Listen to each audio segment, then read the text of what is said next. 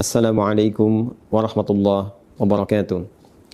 Alhamdulillah wassalatu wassalamu ala Rasulillah wa ala alihi wa sahbihi wa man walah wa ba'd. Saudara-saudariku dimanapun Anda berada, ada satu kewajiban yang mengikat bagi setiap insan beriman dalam setiap kesempatan Ramadan yang akan berpindah kepada 1 Syawal. Kewajiban itu disebut dengan zakat fitri atau juga yang viral dengan sebutan zakat fitrah, yang batas pengeluarannya sebelum ditunaikan sholat sunnah Idul Fitri yang 2 rakaat itu. Zakat fitri seperti disebutkan dalam hadis Nabi SAW yang diviralkan sampai kepada kita melalui sahabat Ibnu Abbas radhiyallahu taala anhuma, ditujukan kepada 2 hal utama. Ibnu Abbas radhiyallahu taala anhuma menyampaikan bahwa farada Rasulullah sallallahu alaihi wasallam zakat al-fitri. Rasulullah sallallahu alaihi wasallam telah mewajibkan zakat fitri tuhratan lis-shaimi minal lagwi warafathi, sebagai satu tujuan pertamanya penyuci, pembersih bagi setiap mukmin yang menunaikan ibadah siam Ramadan dari aneka perbuatan yang tidak bermanfaat atau hal-hal kotor yang pernah berlangsung selama ia menunaikan ibadah siam Ramadan itu. Tanpa disadari, kadang-kadang tersirat pikiran-pikiran yang tidak tepat, kata-kata yang kurang pantas untuk diucapkan, atau tindakan yang sebaiknya tidak dilakukan saat menunaikan ibadah siam, yang termasuk dalam kategori lagha dan rafat. Maka, mengeluarkan zakat fitri ini otomatis akan menyucikan, membersihkan segala yang dinilai kotor dan kurang pantas tadi. Yang kedua, zakat fitri juga disebutkan di hadis ini tu'matan lil masakin, sebagai support makanan, sebagai support logistik bagi saudara-saudari kita yang tidak mencukupi, yang diistilahkan dengan kalangan masakin atau orang-orang yang masuk kategori miskin, yang kesulitan untuk mendapatkan logistik makanan di hari pada saat semestinya kita sudah tidak berpuasa lagi. Karena itu 1 Syawal harinya disebut dengan Idul Fitr. Fitron seakar dengan kata futur, iftar, yang berarti makanan awal yang dikonsumsi. Pada saat kita masuk 1 Syawal, sebelum kita menunaikan ibadah salat Id, maka sunnahnya kita makan terlebih dahulu, setidaknya makanan ringan, yang menunjukkan bahwa hari itu sudah tidak puasa lagi. Hari itu dibolehkan makan kembali. Hari itu adalah raya yang seharusnya orang gembira, yang ditandai dengan makan makanan pembuka. Pada saat itu berlangsung, diduga boleh jadi ada kolega kita yang tidak mendapatkan makanan, tidak memiliki logistik, sehingga tidak merasakan kebahagiaan yang sama dengan orang-orang lain yang seharusnya berbuka dan berbahagia. Tidak memiliki support makanan untuk membatalkan puasanya, karena memang pada waktu itu sudah bukan lagi waktunya berpuasa. Dan diharamkan berpuasa sebagai apresiasi, hadiah bagi setiap insan beriman yang berhari raya pada waktu itu. Karena itu, zakatnya disebut dengan zakat fitri untuk menunjuk kepada wujud zakat yang diberikan itu. Hadis riwayat Ibnu Umar radhiyallahu taala anhuma yang disampaikan kemudian kepada kita semua, yang menegaskan penjelasan Rasulullah sallallahu alaihi wasallam tentang bentuk zakat fitri ini. Farada Rasulullah sallallahu alaihi wasallam, kata Ibnu Umar radhiyallahu taala anhuma, beliau menyampaikan Rasulullah sallallahu alaihi wasallam telah mewajibkan zakat al-fitri. Zakat fitri itu sa'an minat tamri atau sa'an minas syair, yaitu 1 sa' dari kurma atau 1 sa' dari gandum. Sa' itu batas ukurannya kurang lebih 4 mud. 1 mud itu kalau ada ukuran standar tangan orang dewasa seperti kami saat ini, yang kita satukan dalam keadaan berdoa seperti ini, lalu dihadirkan, dituangkan kurma atau gandum seukuran tangan orang dewasa seperti saat sedang berdoa seperti ini, itu disebutnya 1 mud. Jadi kalau 4 mud ukurannya kurang lebih ukuran 4 tangan ya orang dewasa saat berdoa seperti ini. Itu 4 mud sama dengan 1 sa'. Kalau dikonversi ke ukuran kita saat ini, tentunya akan sesuai dengan bahan makanan pokok yang dikonsumsi. Karena mayoritas ulama menilai bukan kurmanya, bukan gandumnya, tapi makanan pokok yang memang dikonsumsi oleh penduduk di negeri itu.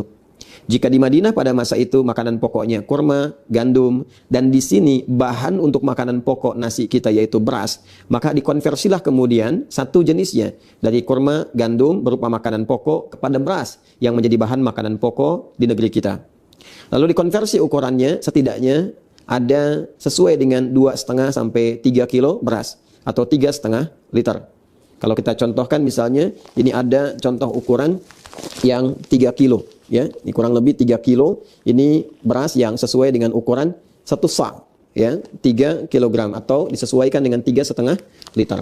Dan wujudnya teman-teman, bentuk isyaratnya kepada makanan pokok. Karena memang filosofi dari zakat fitri ini adalah memberikan kemampuan dan kesempatan kepada orang-orang yang tidak memiliki logistik makanan untuk mendapatkan support makanan itu agar ia bisa makan, bisa berbuka, bisa futur, bisa iftar, bisa fitrun. Ya, untuk makan dan menunjukkan hari itu hari bahagia, sudah bukan waktunya puasa lagi. Jika dulu kurma itu makanan yang siap santap sampai sekarang, hampir jarang orang yang memasak kurma karena sifatnya bisa langsung dimakan. Karena itu mudah dibagikan sebelum sholat 2 rakaat Idul Fitri. Maka boleh kita bagikan misalnya setelah sholat Isya di malam Id, kemudian bertakbir, kita bagikan, dan tentunya boleh saja kita sertakan juga makanan-makanan pendamping yang sifatnya memberikan warna dan rasa ketika digabungkan dengan makanan pokok. Misal, kita tadi ingin memberikan beras misalnya, kita berikan di malam Idnya. Lalu disertakan makanan-makanan lain pendukungnya, seperti ikannya misalnya, kan? Atau misalnya hal-hal lain yang sekiranya bisa dipadukan dengan nasi ketika nanti beras ini dimasak. Dan pos untuk bisa menambahkan makanan-makanan tambahan tadi bisa kita ambil di skema infak. Jadi ada yang zakat di makanan pokoknya, kemudian infak untuk menyertakan sehingga menjadi bentuk sembakonya. Bisa kita sertakan misalnya minyak gorengnya, gulanya, sehingga ketika diberikan pada kalangan yang berhak menerima itu dari kalangan miskin atau masakin, maka dia menerima utuh dalam bentuk sembako yang disiapkan untuk keesokan harinya bisa dia nikmati. Jadi zakat fitrinya konversi makanan pokok, skema infak yang didapatkan selama Ramadan misalnya bisa disertakan ke dalam pelengkap dari makanan pokoknya. Itu spirit yang ingin kita sampaikan. Kemudian zakat fitri juga wujud fisiknya berupa makanan pokok, tapi hikmahnya yang sangat dalam juga memberikan dampak kepada nurani kita yang paling dalam, ke jiwa kita untuk kembali kepada keadaan bersih. Tadi Tahratan lis-shaimi, menyucikan, membersihkan bagi setiap orang puasa minal lagwi war rafath. Spiritnya, orang yang berzakat fitri itu, maka dia kembali menjadi keadaan yang bersih jiwanya. Terbebas dari perbuatan-perbuatan yang tidak bermanfaat. Dan itulah fitrah setiap manusia. Cenderung pada kebaikan, cenderung pada tuntunan syariat. Karena itulah zakat fitri ini, filosofinya, maknanya, hikmahnya, disebut pula dengan zakat fitrah. Untuk menunjuk kepada fungsinya. Bolehkah zakat disalurkan dalam bentuk uang, tidak dalam bentuk makanan pokok?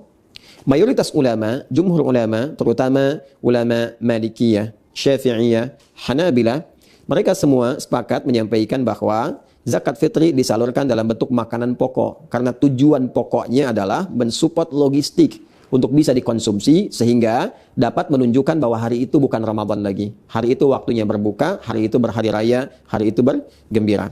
Memang dari madhab Hanafi ada yang berpendapat kebolehan untuk bisa menyalurkan dalam bentuk uang. Namun ini dinilai oleh para ulama mayoritas sebagai pendapat yang lemah kiranya.